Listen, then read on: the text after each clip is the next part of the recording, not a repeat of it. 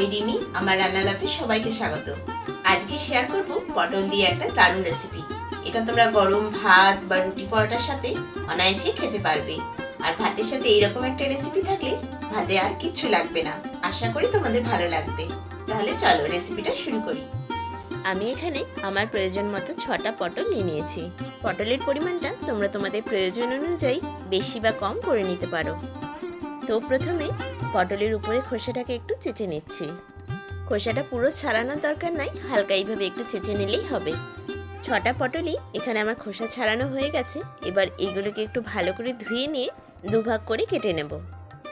আর সঙ্গে পটলের দুদিকটাও একটু কেটে বাদ দিয়ে দিচ্ছি।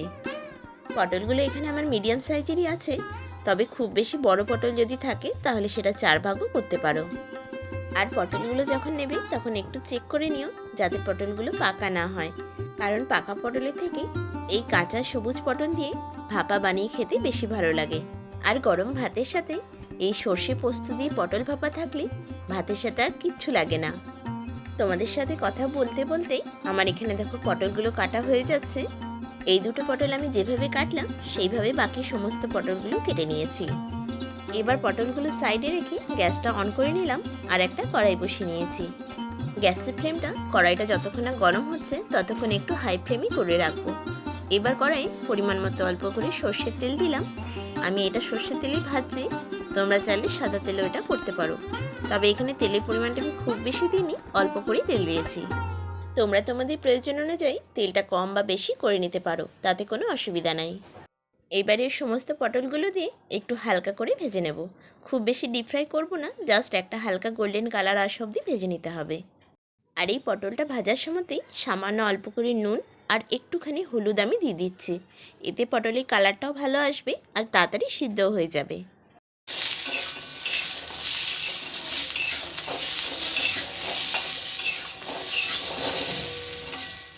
দেখো পটলগুলো এখানে আমার হালকা করে ভাজা হয়ে গেল, কি সুন্দর একটা কালার এসে গেছে। এইবার এটাকে আমি একটা প্লেটে তুলে রাখছি। এরপর একটা মশলা বানিয়ে নেব, তাই জন্য একটা প্লেটে নিয়েছি 1.5 চামচের মতো কালো সর্ষে। তোমরা সাদা সর্ষে থাকলে সেটাও দিতে পারো। তারপর দিয়েছি 1 চামচ পোস্ত, আর সঙ্গে দিলাম সামান্য একটু হলুদ। হলুদ দিলে সর্ষে যে তিতকুটে ভাবটা থাকে সেটা থাকবে না। সঙ্গে দুটো কাজু বাদাম আর 1 চামচ সাদা তিল। এখানে তোমরা প্রতিটা উপকরণের পরিমাণই পটলের পরিমাণ অনুযায়ী বাড়িয়ে বা কমিয়ে নিতে পারো। এবার এটাতে অল্প করে জল ঢেলে ভিজিয়ে রাখলাম, একটু পরে এটা বেটে নেব। আমি এই মশলাটা জল ছেঁকে নিয়ে শিলেই বেটে নিচ্ছি, তোমরা চাইলে মিক্সিতে পেস্ট করে নিতে পারো। এটা অল্পই ছিল তাই শিলেই বেটে নিচ্ছি। আর দেখবে শিলে বাটা মশলার টেস্টটাও খুব সুন্দর হয়। ভালো লাগলে প্লিজ একটা লাইক করে দিও, চ্যানেলটা সাবস্ক্রাইব করে রেখো আর ভিডিওটা সবার মধ্যে শেয়ার করো। দেখো এখানে আমার সর্ষে পোস্তটা বাটা হয়ে গেল। এটা আমি একটু জল দিয়ে আর একটু পাতলা করে নিয়েছি। এই পুরো মশলাটা আমি একটু ছাঁকনি দিয়ে ছেঁকে নিচ্ছি। এতে করে দেখবে সর্ষের যে খোসাগুলো হয় সেটা বাদ পড়ে যাবে, আর অনেক সময় সর্ষে বাটা থেকে অম্বল হয়, সেটা হবে না। দেখো কি সুন্দর শুধু মশলার জিসটাই বার করে নিয়েছি। এবার আমি একটা টিফিন বক্সে পটলগুলো রেডি করে নিচ্ছি। পটলগুলো যখন ভাজা হচ্ছিল তখন একটা ছোট পেঁয়াজ এইভাবে লম্বা লম্বা করে আমি কেটে নিয়েছিলাম, সেইগুলো উপর থেকে দিয়ে দিচ্ছি। এতে এই পটল ভাপার টেস্টটা আরও দ্বিগুণ হয়ে যায়। তবে তোমরা যদি এটা নিরামিষে বানাও তাহলে উপর থেকে পেঁয়াজটা আর দেওয়ার দরকার নাই। এরপর সর্ষে আর পোস্ত দিয়ে যে মশলাটা আমি বেটে রেখেছিলাম সেইটা দিয়ে দিলাম। তারপর দিলাম অল্প করে নুন। নুনের পরিমাণটা একটু বুঝে দিও, কারণ পটলগুলো ভাজার সময়তেও অল্প করে নুন দিয়েছিলাম। তারপর স্বাদ ব্যালেন্সের জন্য দিলাম সামান্য একটু চিনি, তবে চিনিটা তোমরা স্কিপ করতে পারো, আর না হলে চিনিটা দিলে দেখবে স্বাদটা খুব সুন্দর হয়। আর সব শেষে 1 চামচ সর্ষের তেল আর একটা কাঁচা লঙ্কা দুভাগ করে চিড়ে দিয়ে দিলাম। এবারে সবটাকে একটু ভালো করে মাখিয়ে নিচ্ছি। যেদিন বিশেষ কিছু রান্না করতে ইচ্ছা করবে না, ঘরে পটল থাকলে পটল দিয়ে এটা অবশ্যই বানিয়ে দেখো। এটা খেতে এত সুন্দর হয়, আর এক থালা ভাত শুধু এইটা দিয়েই খাওয়া হয়ে যাবে। এটা এতটাই টেস্টি হয়।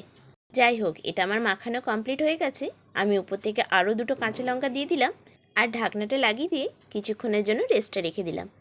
ততক্ষণ গ্যাসের ফ্লেমটা অন করে নিয়ে একটা কড়াই বসিয়ে দিলাম। কড়াইয়ে কিছুটা গরম জল দিয়েছি। আমি এটা গরম জল ব্যবহার করলাম, তবে তোমরা নর্মাল টেম্পারেচারে জলই ব্যবহার করতে পারো। গরম জলটা দিলে একটু তাড়াতাড়ি ফুটতে শুরু করবে, ওই আর কি। এরপর একটা স্ট্যান্ড আমি দিয়ে দিচ্ছি। তোমাদের কাছে যদি এরকম স্ট্যান্ড না থাকে তাহলে একটা ছোট বাটি অথবা ডিশ রাখতে পারো। উপর থেকে আস্তে করে টিফিন বক্সটা বসিয়ে দিলাম। এবার একটা ঢাকা দিয়ে মোটামুটি 10 থেকে 12 মিনিটের জন্য রেখে দেব। তারপর গ্যাসটা অফ করে দিয়ে টিফিন বক্সটা ঠান্ডা হওয়ার পর ঢাকনাটা খুলছি। দেখো কি সুন্দর কালারটা এসছে আর কি সুন্দর একটা গন্ধও ছাড়ছিল। এই রকম পটল ভাপা গরম ভাতের সাথে জাস্ট জমে যাবে। একবার অবশ্যই ঘরে বানিয়ে দেখো, আর এটা করতে সময় একদমই কম লাগে, তাই সহজেই বানিয়ে নিতে পারবে। আমি এখন ঢাকনাটা লাগিয়ে রাখলাম, ততক্ষণ ভাতটা বেড়ে নিচ্ছি। এটা যেমন গরম ভাতের সাথে খেতে ভালো লাগে, তেমনি গরম গরম রুটি বা পরোটার সাথেও খেতে ভালো লাগবে। তাই লাঞ্চে বা ডিনারের জন্য তোমরা এটা অবশ্যই একবার বানিয়ে দেখো। অথবা পটল দেখলেই যারা নাক সিটকোয় তাদেরকে একবার এই রেসিপিটা বানিয়ে দিও। দেখবে নেক্সট দিন থেকে এই পটল ভাপা বানানোরই আবদার আসবে। আর পটলটা যে কতটা সফট হয়েছে দেখো, একটা আমি চেক করেও দেখিয়ে দিচ্ছি। দেখে বুঝতেই পারলে পটলটা কত সুন্দর সফট হয়ে গেছে। আর এটা বানাতে কিন্তু বেশি সময়ও লাগলো না। তাহলে আমি চটপট লাঞ্চটা করে নিই, আর তোমরা আমাকে জানিও এটা তোমরা কবে বানাচ্ছ। রেসিপিটা কেমন লাগলো আমাকে কমেন্ট করে অবশ্যই জানিও। ভালো লাগলে একটা লাইক করে দিও আর শেয়ার করো। নতুন বন্ধু হলে চ্যানেলটা সাবস্ক্রাইব করে নিও। আজকের মতো টাটা, আবার দেখা হবে নতুন রেসিপিতে। সবাই ভালো থেকো।